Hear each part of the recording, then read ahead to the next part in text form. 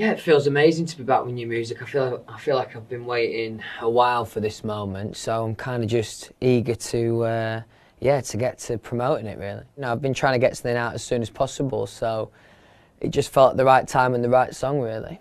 I wasn't really ready to write this song, and I knew that I needed to write it, but there's a lot of responsibility in writing a song like this, obviously. And I actually, in my head, I wanted to be further into my songwriting career to write this, you know, massive song.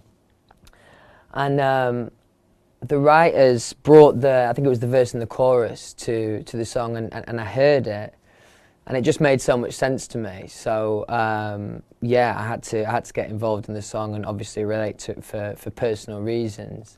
And I think it's really powerful. You know, I also don't want people to get caught up in like the sadness. Like I want it to be hopeful. You know, if it could help one person who's going through a shit time, who's going through a not very good time, then yeah, that'd be good. It's important on a song like this when you're recording it to keep it natural and keep it real. So we didn't do loads and loads of takes for this. I mean, it was important that we captured the emotion, obviously.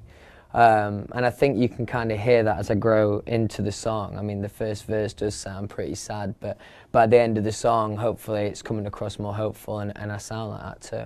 I think with a sentiment like this, and you know, the concept of the song, it needs to be simple and beautiful and honest, really.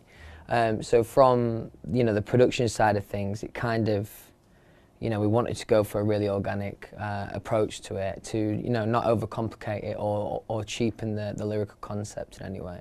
One thing I do think of as one of my strengths as a vocalist, once I get into the booth, I feel like I can really portray emotion. So it was cool. I mean, as I was going through actually recording it, I mean, there was times where, you know, I kind of drift off and get into the song and felt pretty emotional myself. It's very important for me in my lyrics to make it relatable and make it real, conversational.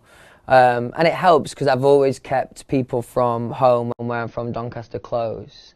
And those people always help ground you, and I think that actually, I almost reflect that in my lyrics as well, because, you know, I don't want to be writing about things that people, you know, don't understand or can't relate to. I want people to be able to feel stuff when I write about it, so it's very important. When I did the song with Steve Aoki, I kind of got a really amazing reaction from, and different messages from people who were going through hard times.